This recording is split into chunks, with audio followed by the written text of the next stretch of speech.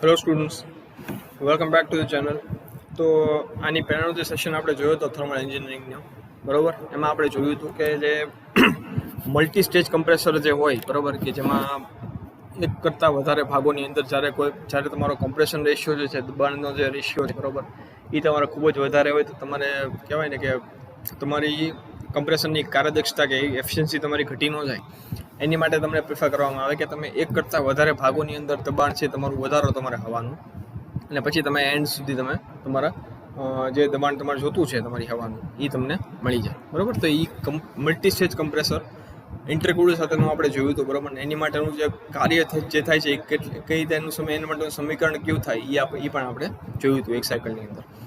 તો ઇનકેસ તમારામાંથી જો કોઈ વિડીયો મિસ કરી દીધો હોય કે જોઈ ન શક્યા હો તો દર વખતની જેમ આ વિડીયોની છેલ્લી 20 સેકન્ડની અંદર તમારા સ્ક્રીનની ડાબી બાજુ ઉપર એક ટેબ આવશે, એની પર ક્લિક કરીને તમે એ વિડીયો જોઈ શકશો, બરાબર. તો આજનો વિડીયો સ્ટાર્ટ કરીએ. હવે આપણે જોવાનું છે કે વોલ્યુમેટ્રિક એફિશિયન્સી કે કાર્યદક્ષતા જે છે, બરાબર, તમારા મલ્ટી સ્ટેજ કમ્પ્રેશનની ઇન્ટરકૂલર સાથેની, બરાબર, એ કઈ રીતે તમે મેળવી શકો, બરાબર. તો તમને ખ્યાલ છે કે ભાઈ કે વોલ્યુમેટ્રિક જે કાર્યદક્ષતા છે એની માટેનું શું છે ઇક્વેશન કે ઇફેક્ટિવ સેટ વોલ્યુમ છેદમાં સેટ વોલ્યુમ ગુણ્યા 100, બરાબર. તે તમે ઇફેક્ટિવ સેટ વોલ્યુમ અથવા એડમિશન વોલ્યુમ નામ ખ્યાલ છે VAS, બરાબર, અને VS થશે તમારું સેટ વોલ્યુમ કે જેની વેલ્યુ તમને મળશે V1 - V3 ઉપરથી. હવે ક્લિયરન્સ સાથેનું જે પી ડાયાગ્રામ છે એની પરથી તમને ખ્યાલ આવશે કે VAS બરાબર V1 - V4, બરાબર. તો આ જે ઇક્વેશન છે એની આ જે સમીકરણ પહેલું છે એમાં તમે આ VAS ની વેલ્યુ તમે મૂકી દો તો શું મળશે ઈટા VC બરાબર V1 - V4 છેદમાં VS ગુણ્યા 100. હવે આ છે ક્યારે સેક્શન કન્ડિશનની અંદર કે જ્યારે તમારું જ્યારે તમારી હવા કમ્પ્રેશનની અંદર આવે છે ત્યારનું સમીકરણ છે આ V1 - V4 વાળું, બરાબર, સમીકરણ 2. હવે VS ની આપણે સમીકરણ ખ્યાલ છે V1 - V3 થાય તો આની જગ્યાએ VS ની જગ્યાએ આપણે V1 - V3 પણ લખી શકીએ. તો ઈટા VC બરાબર V1 - V4 છેદમાં V1 - V3, બરાબર. હવે આ જે V1 - V4 છે, બરાબર, એની આ ટર્મની અંદર આપણે V3 ને આપણે એડ કરવું હોય તો કઈ રીતે તમે કરી શકો? V1 - V3 વત્તા V3 - V4, આ બંને બ્રેકેટને તમે ઓપન કરીને એટલે શું થશે? V1 - V3 વત્તા V3 - V4, એટલે -V3 + V3 બંને કેન્સલ થઈ ગયા, એટલે છેલ્લે V1 - V4 રહ્યું, એટલે એ સેમ જ થઈ ગયું, બરાબર. તો V1 - V3 વત્તા V3 - V4 છેદમાં V1 - V3. હવે આપણે આ જે બંને જે ન્યુમરેટરના જે અંશના જે બંને જે ટર્મ છે એને આપણે છેદ સાથે ડિવાઈડ કરી નાખીએ તો શું મળશે આપણને? 1 વત્તા V3 છેદમાં V1 - V3 માઇનસ V4 છેદમાં V1 - V3, બરાબર. એટલે આની અંદર તમે શું કરી શકો કે હવે 1 વત્તા V3 છેદમાં V1 - V3 માઇનસ V4 છેદમાં V1 - V3 ગુણ્યા V3/V3, બરાબર. એટલે આ V3/V3 તમે કરો એટલે એ સેમ જ થઈ ગયું. એટલે E3 ને આપણે હવે ઇન્ટ્રોડ્યુસ કર્યા. હવે આપણે આગળ જોશું તો 1 વત્તા V3 છેદમાં V1 - V3 માઇનસ, હવે આ V4 ની જગ્યાએ તમે V3 મૂકી દો અને અહીંયા આગળ V3 ની જગ્યાએ V4 મૂકી દો તો પણ સેમ જ સરખું જ રહેવાનું, બંને અંશમાં છે એટલે, બરાબર. અંશને તમે ખાલી રિપ્લેસ કરી નાખો, V4 ની જગ્યાએ V3 અને V3 ની જગ્યાએ V4, એટલે V3 છેદમાં V1 - V3 ગુણ્યા V4 છેદમાં V3. આ તમારું સમીકરણ 3 થયું. હવે આપણને ખ્યાલ છે કે V4 છેદમાં V3 બરાબર P2 છેદમાં P1/1/n થાય, બરાબર. તો આની માટે ઇક્વેશન જે સમીકરણ 3 જે આપણને મળ્યું અહીંયા એમાં શું ફેરફાર થશે? ઈટા VC બરાબર 1 વત્તા C માઇનસ C P2 છેદમાં P1/1/n. આ સમીકરણ 4 થયું, જ્યાં C તમારો શું છે? ક્લિયરન્સ રેશિયો, અને C ની વેલ્યુ કેટલી થશે? V3 છેદમાં V1 - V3. જો આગળ અહીંયા આવશે એટલે 1 વત્તા V3 છેદમાં V1 - V3 એટલે C માઇનસ V3 છેદમાં V1 - V3 એટલે C ગુણ્યા V4 છેદમાં V3 એની બરાબર P2 છેદમાં P1/1/n, બરાબર. અહીંયા આગળ V3 તમારું થશે ક્લિયરન્સ વોલ્યુમ ને V1 - V3 છે તમારું સ્વેટ વોલ્યુમ, બરાબર. હવે આ સમીકરણ તમે 4 જે મળ્યું, બરાબર, એને તમે બીજી રીતે કઈ લખી શકો? C ને તમે જો કોમન કાઢી નાખો તો ઈટા VC બરાબર 1 - C ગુણ્યા કાઉન્સમાં V2 છેદમાં P1/1/n -1. આ સમીકરણ 5 થયું. હવે આ જે ઇક્વેશન આપણે સમીકરણ 5 જે મળ્યું છે એમાં આપણે બે અલગ અલગ કન્ડિશન મેળવીને અલગ અલગ તમારે સમીકરણ મેળવવાના છે. હવે આ સમીકરણની અંદર જો તમે એમ ગણો કે ભાઈ આપણે ઈટા વીસી છે કાર્યદક્ષતા આપણે સપોઝ એમ ગણીએ કે 0% છે બરાબર, તમને કાર્યદક્ષતા વોલ્યુમેટ્રિક કાર્યદક્ષતા તમે 0% મળી છે બરાબર. તો 0 છે બરાબર VAS upon VS થાય બરાબર, કેમ કે આપણને એ સમીકરણ મળ્યું હતું ઈટા વીસી બરાબર VAS upon VS. હવે ઈટા વીસી તમારું 0 થઈ ગયું તો 0 બરાબર VAS upon VS એટલે ES તમારો 0 થઈ ગયો. આને તમે ગુણાકારમાં મોકલી દો તો 0 ગુણ્યા VS એટલે એ પણ 0 જ થયું, તો VS બરાબર 0 થયું. હવે એની ઉપર શું તમને ખ્યાલ આવે કે ઇફેક્ટિવ સ્પોટ વોલ્યુમ તમારું 0 થઈ ગયું બરાબર, ને એના કારણે તમારી જે એરની ડિલિવરી જરા પણ થતી નથી. એરની ડિલિવરી તમારી 0 થઈ, કેમ કે સ્પોટ વોલ્યુમ તમારું 0 છે એટલે એરની ડિલિવરી થશે નહીં, કોઈ જાતની કાંઈ હવાની ડિલિવરી થશે નહીં દબાણવાળી હવાની. તો આની ઉપરથી જે સી અને પ્રેશર રેશિયો વચ્ચેનો રિલેશન છે, સંબંધ છે, એ કઈ રીતે ફેરશે બરાબર. તો અહીંયા તમે જો તો અહીંયા 0 કરી નાખો, આ જે સમીકરણ 5 છે એમાં ઈટા વીસી તમે વેલ્યુ મૂકી દો 0, તો 0 બરાબર 1 માઇનસ સી કાઉન્સમાં P2 છેદમાં P1 race to 1 upon n વત્તા સી. હવે 1 વત્તા સી ને આમ તમે મોકલો એટલે 1 પ્લસ સી થઈ જાય તમારું. 1 પ્લસ સી બરાબર સી છેદમાં P2 upon P1 whole raise to 1 upon n બરાબર. એટલે P2 upon P1 ને આમ તમે મોકલી દો તો શું થશે 1 વત્તા 1 છેદમાં સી આખા બ્રેકેટને ની ઘાત n બરાબર. 1 પ્લસ 1 upon સી આખા બ્રેકેટ ની ઘાત n. અને આ સમીકરણ તમને આ પ્રેશર રેશિયો અને ક્લિયરન્સ વચ્ચેનો સી વચ્ચેનો સમીકરણ તમને સંબંધ મેળવો એની માટે ઈટા વીસી બરાબર 0 માટે. આ તમારું સમીકરણ 6 થઈ ગયું. હવે આપણે 0 માટેનું જોઈએ તો આપણે ઈટા વીસી બરાબર 100% જો આપણે લઈએ એટલે કે 1 લઈએ ઈટા વીસી બરાબર 1 તો શું આપણને મળશે તો આપણે એક ખ્યાલ આવે તો 1 બરાબર VAS upon VS થયું એટલે VAS અને VS બંને સરખા થઈ ગયા. VAS તમને ખ્યાલ છે V1 માઇનસ V4 થયું અને VS પણ તમને ખ્યાલ છે V1 માઇનસ V3. તો આની પરથી તમને શું ખ્યાલ આવે કે V4 બરાબર V3 થયું બરાબર, એટલે P4 બરાબર P3 થયું. આની પરથી તમને ખ્યાલ આવે કે કોઈ જાતનું જો તમે 100% જો તમારો સમય જો તમને કાર્યદક્ષતા મળતી હોય કમ્પ્રેશનની તો કોઈ જાતનું કમ્પ્રેશન થશે જ નહીં, દબાણ તમારી હવાનું વધશે જ નહીં. આની ઉપરથી તમને એ ખ્યાલ આવે કે P4 બરાબર P3 છે એટલે કે તમે દબાણ તમારું થયું જ નથી કમ્પ્રેશનની અંદર. આની આ સમીકરણ માટે આની આ કન્ડિશન માટે આ સ્થિતિ માટે જો તમે સી અને પ્રેશર રેશિયો બંને વચ્ચેનો તમે સંબંધ મેળવો તો કઈ રીતે મળશે 1 બરાબર 1 માઇનસ અહીંયા આગળ ટાઈપિંગ મિસ્ટેક છે, સી આવશે C કાઉન્સમાં P2 on P1 the whole raised to 1 upon n વત્તા સી એટલે શું થાય 1 માઇનસ સી બરાબર 1 minus C P2 on P1 the whole raised to 1 upon n. C એટલે 0 થઈ છેલ્લે તમે શું મળશે 0 બરાબર સી કાઉન્સમાં 1 minus P2 upon P1 whole raise to 1 upon n. Equation આ સમીકરણ 7 થઈ ગયો. હવે સી બરાબર સીની વેલ્યુ 0 કોઈ દિવસ ન થાય બરાબર, એટલા માટે અહીંયા આગળ તમે હવે 0 અહીંયા આગળ 0 છે બરાબર, અને આ બંને સી અને આ કાઉન્સ બંને ગુણાકારમાં છે બરાબર. તો હવે જો આ બંનેનો ગુણાકારનો જવાબ જો 0 આવે બરાબર, જો 0 આવતો હોય તો આ બંનેમાંથી એક વસ્તુ 0 હોવી જોઈએ બરાબર. હવે સી જે છે તમારું બરાબર એ આપણે જોયું કે સી શું છે તમારો ક્લિયરન્સ રેશિયો V3 છેદમાં V1 માઇનસ V3. હવે એ કોઈ એની વેલ્યુ કોઈ દિવસ 0 તમને મળશે નહીં.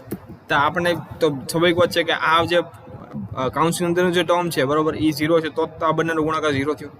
તો 1 minus P2 upon P1 the whole raised to 1 upon n બરાબર 0. આની પર તમને શું મળશે P2 છેદમાં P1 the whole raised to 1 upon n બરાબર 1. આની ઉપર તમને મળશે P2 બરાબર P1 એટલે અહીંયા પણ તમને મળશે નો કમ્પ્રેશન, એટલે કે આમાં પણ કમ્પ્રેશન તમને મળતું નથી, કોઈ જાતનું કંઈ દબાણ વધતો નથી તમારી હવાને. આની પરથી તમને શું તારણ તમને મળશે કે વોલ્યુમેટ્રિક એફિશિયન્સી જો કાર્યદક્ષતા તમારી જો જે કાર્યદક્ષતા છે તમારી વોલ્યુમેટ્રિક એફિશિયન્સી તમારા કમ્પ્રેશનની હંમેશા 0 અને 100 ની વચ્ચે હોય છે. તમારી કાર્યદક્ષતા કોઈ દિવસ 0 નહીં હોય કે કોઈ દિવસ 100 નહીં હોય, હંમેશા બંનેની વચ્ચે છે. અને જનરલી જે વેલ્યુ છે રેસિપ્રોકેટિંગ કમ્પ્રેસર માટેની કાર્યદક્ષતાની વેલ્યુ નોર્મલી 70 થી 90% જેટલી હોય છે બરાબર, એ બંને વચ્ચે રહે છે. નેક્સ્ટ છે તમારી ફ્રી એર ડિલિવર્ડ બરાબર.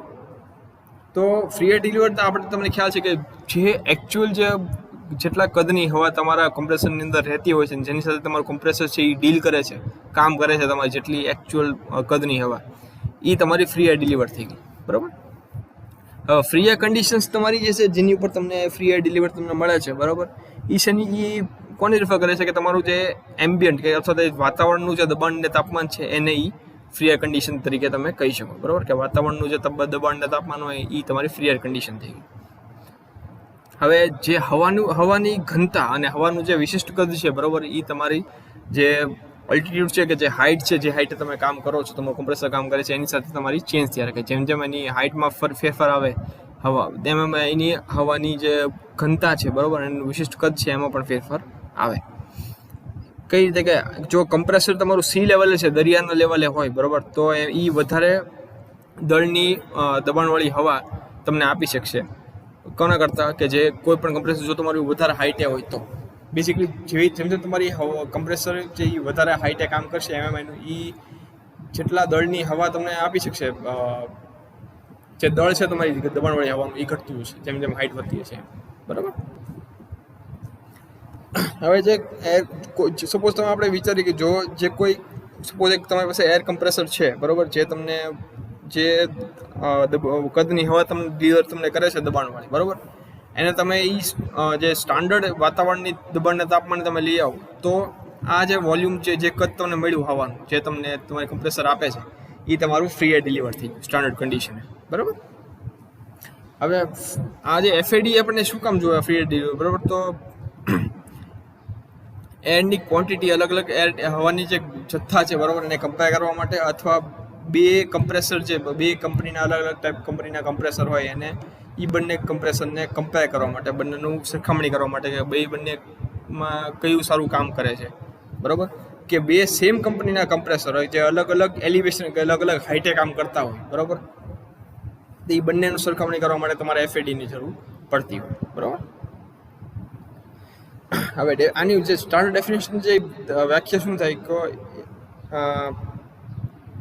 એવી કદની હવા બરાબર, એક હવા જેનું કદ છે બરાબર એ વાતાવરણના દબાણ એટલે કે 1.01 બારે છે બરાબર, ને 15 ડિગ્રી તાપમાને છે બરાબર, એવી હવાનું જે કદ તમને મળે એને ફ્રી એર ડિલિવર્ડ કહેવાય સ્ટાન્ડર્ડ કન્ડિશન. હવે કોઈ પણ કંપની પાસે તમે કમ્પ્રેસર લેવા જાઓ તો એ હંમેશા એની તમને પૂછે કે તમારે એફએડીની વેલ્યુ કેટલી જોતી છે બરાબર, કે ફ્રી એર ડિલિવર્ડની કેપેસિટી એની કેટલી છે, એની ઉપરથી તમે કમ્પ્રેસરની કેપેસિટી તમે આપી શકો બરાબર. અને સ્ટાન્ડર્ડ કન્ડિશન એ એફએડી બેઝિકલી સ્ટાન્ડર્ડ કન્ડિશન તમને કેટલી આપશે એની પરથી તમે કમ્પ્રેસરની તમારી કેપેસિટી નક્કી થાય. ને એ માટેનું દબાણ કેટલું થશે તો તમારું 101.325 કિલોપાસ્કલ જેટલું જ થાય, 1.01 બાર, અને તાપમાન થશે તમારું 288 કેલ્વિન કે જે 15 ડિગ્રી જેટલું થાય બરાબર. એ સ્ટાન્ડર્ડ કન્ડિશન હંમેશા સ્ટાન્ડર્ડ કન્ડિશનની ક્યાંય વાત થાય તો હંમેશા આ કન્ડિશન તમારે લેવાની રહે. દબાણ એટલે વાતાવરણનું દબાણ એટલું થશે 1.01 બાર, અને તાપમાન થશે 15 ડિગ્રી સેલ્સિયસ અથવા 288 કેલ્વિન. હવે સ્ટાન્ડર્ડ કન્ડિશન જે આપણે જે વાત કરી કે 1.01 બાર ને 15 ડિગ્રી સેલ્સિયસ તાપમાને એ તમારા સ્ટાન્ડર્ડ કન્ડિશન થયા. તો સ્ટાન્ડર્ડ જે સ્થિતિ છે એમાં તમારે જો વોલ્યુમેટ્રિક એફિશિયન્સી તમારે જોતી હોય તો કઈ રીતે મળશે તમને, તો ઈટા વી એફએડી બરાબર, એટલે સ્ટાન્ડર્ડ કન્ડિશન એફએડી છે બરાબર, એનું માટેનું કહેવાય ને કે કાર્યદક્ષતા સમીકરણ તો શું થશે, તો એફએડી જે સ્ટાન્ડર્ડ કન્ડિશન એફએડી તમને મળે છે free air delivered meter cube per સાયકલમાં છેદમાં સ્વેપ્ટ વોલ્યુમ તમારું કમ્પ્રેસરનું મીટર ક્યુબ પર સાયકલની અંદર, એટલે વીએફ છેદમાં વીએસ ગુણ્યા 100, અને વીએફ તમે બીજા વર્ડમાં તમે વીએટી અપોન વીએસ પણ તમે કહી શકો ગુણ્યા 100. આ એક સમીકરણ 1 થયું. હવે જો તમારે એફએડી તમારે મીટર ક્યુબ પર મિનિટમાં તમારે મેળવવું હોય બરાબર, તો સ્ટાન્ડર્ડ કન્ડિશન વીએફ બરાબર વીએફ ગુણ્યા એન તમે કરો બરાબર. હવે અહીંયા આગળ જે વીએફ છે તમારું મીટર ક્યુબ પર મિનિટમાં છે જે તમારે જોતું છે. અહીંયા આગળ તમને આપેલું છે શેમાં છે, મીટર ક્યુબ પર સાયકલમાં બરાબર, મીટર ક્યુબ પર સાયકલ ગુણ્યા એન આરપીએમ એને બરાબર, એટલે મીટર ક્યુબ પર સાયકલ ગુણ્યા આરપીએમ તમે કરશો એટલે મીટર ક્યુબ પર મિનિટની અંદર તમને મળી જશે. પણ આ જે સમીકરણ છે શેનું છે, સ્ટાન્ડર્ડ કન્ડિશન ઉપરનું બરાબર. સ્ટાન્ડર્ડ કન્ડિશન જો તમારે મેળવવું હોય તમારું free air delivered meter cube per સાયકલમાંથી મીટર ક્યુબ પર મિનિટમાં, તો આવી રીતે તમને મળશે. સક્શન કન્ડિશનની આપણે વાત કરીએ, જે કન્ડિશને જે પોઈન્ટે તમારું જે હવા તમારી કમ્પ્રેસરની અંદર ખેંચાય છે એ કન્ડિશન જો તમારે મીટર ક્યુબ પર સાયકલમાં જોતું હોય મીટર ક્યુબ પર મિનિટમાં, તો V1 - V4 બરાબર V1 - V4 છેદમાં ગુણ્યા એન. સેમ રીતે મીટર ક્યુબ પર સાયકલમાં હશે એને ગુણ્યા આરપીએમ એટલે મીટર ક્યુબ પર મિનિટમાં તમને મળી જશે. અને સેમ જો તમારે ડિસ્ચાર્જ કન્ડિશનની અંદર તમારે જોતું હોય કે જે પોઈન્ટે તમારી હવા બહાર નીકળી છે દબાણ થયા પછી કમ્પ્રેશનમાંથી એ તમારે મેળવવું હોય મીટર ક્યુબ પર સાયકલ મિનિટમાં, તો એ V2 - V3 થશે, એટલે V2 - V3 મીટર ક્યુબ પર સાયકલ ગુણ્યા આરપીએમ એટલે મીટર ક્યુબ પર મિનિટમાં મળી જશે V2 - V3 બરાબર. હવે સ્ટાન્ડર્ડ અને સક્શન કન્ડિશન ઉપરની કે જે વાતાવરણની કન્ડિશન છે એ સ્થિતિ બરાબર, સ્ટાન્ડર્ડ સ્થિતિ અને સક્શન સ્થિતિ કે જે પોઈન્ટે તમારી હવા અંદર ખેંચો છે કમ્પ્રેશનની અંદર, એ બંને પોઈન્ટે વોલ્યુમેટ્રિક એફિશિયન્સી જે બંને વચ્ચેનું રિલેશનશિપ કે સંબંધ કેવો છે એ આપણે જોવાનું છે. તો સ્ટાન્ડર્ડ વોલ્યુમે જે ઈટા કાર્યદક્ષતા એફિશિયન્સી છે તમારી એ કઈ તમારે છે વીએફ છેદમાં વીએસ. આ તમારું સમીકરણ 1 થઈ ગયું. હવે આપણને એ પણ ખ્યાલ છે કે પીએફ વીએફ છેદમાં આરટીએફ બરાબર P1 ગુણ્યા V1 માઇનસ V4 છેદમાં RT1. બરાબર. આ તમારી આ સ્ટાન્ડર્ડ કન્ડિશન છે ને આ તમારી સક્શન કન્ડિશન છે. બરાબર. આ તમારી સ્ટાન્ડર્ડ કન્ડિશન, આ તમારી સક્શન કન્ડિશન. તો બંને સમીકરણ કરો તો વીએફ ની વેલ્યુ તમારે મેળવીશ તો વીએફ બરાબર P1 કાઉન્સમાં V1 minus V4 TF છેદમાં PF T1. બરાબર. આ જે વીએફ ની તમને અહીંયા આગળ વેલ્યુ મળી છે બરાબર, એ તમે અહીંયા મૂકી દો તો ઈટા વોલ્યુમ સ્ટાન્ડર્ડ બરાબર P1 કાઉન્સમાં V1 minus V4 TF છેદમાં P1 PF T1 ગુણ્યા VS. બરાબર. એ છેદમાં છે એટલે છેદમાં રહેશે. હવે અહીંયા આમાં તમે કરો બંને અલગ કરીને કઈ રીતે P1 TF છેદમાં PF T1. બરાબર. P1 TF છેદમાં PF T1 ગુણ્યા V1 માઇનસ V4 છેદમાં VS. હવે આ જે છે એ સમીકરણ તમારું V1 માઇનસ V4 છેદમાં VS એ કેવું થયું? સક્શન કન્ડિશન ને તમારું કાર્યદક્ષતાનું સમીકરણ થયું. બરાબર. એટલે P1 TF છેદમાં PF T1 ગુણ્યા ઈટા VC સક્શન. બરાબર. તો ઈટા VC સ્ટાન્ડર્ડ જે છે બરાબર, એમાં તમને ઈટા VC સ્ટાન્ડર્ડ તમે બીજું જે સમીકરણ છે શું થશે? ઈટા VC સ્ટાન્ડર્ડ બરાબર P1 TF ગુણ્યા PF T1 કાઉન્સમાં 1 વત્તા C minus C P2 1 P1 the whole raise to 1 upon n. આ બેઝિકલી સેક્શન ને તે આપણે હમણાં સમીકરણ મેળવ્યું એ છે. બરાબર. 1 વત્તા C minus C P2 1 P1 the whole raise to 1 upon n. આ તમારું સમીકરણ. આ બેઝિકલી આ સ્ટાન્ડર્ડ કન્ડિશન એ વોલ્યુમેટ્રિક એફિશિયન્સીનું બરાબર ઈટા VC સ્ટાન્ડર્ડ. બરાબર. આ તમારું જે આ બેઝિકલી આ સ્ટાન્ડર્ડ કન્ડિશન અને સક્શન કન્ડિશન વચ્ચેની જે વોલ્યુમેટ્રિક એફિશિયન્સી છે બંનેની એ બંને વચ્ચેનો સંબંધ છે. બરાબર. આ તમારું સમીકરણ 2 થયું. હવે જો સક્શન કન્ડિશન ને સ્ટાન્ડર્ડ કન્ડિશન બંને સરખી હોય બરાબર, જે તમારી સ્ટાન્ડર્ડ કન્ડિશન છે એ જ તમારી સક્શન કન્ડિશન હોય તો બંનેમાં એ કેસમાં તમારી બંનેની બધી જે કાર્યદક્ષતા છે એફિશિયન્સી એ સરખી હશે.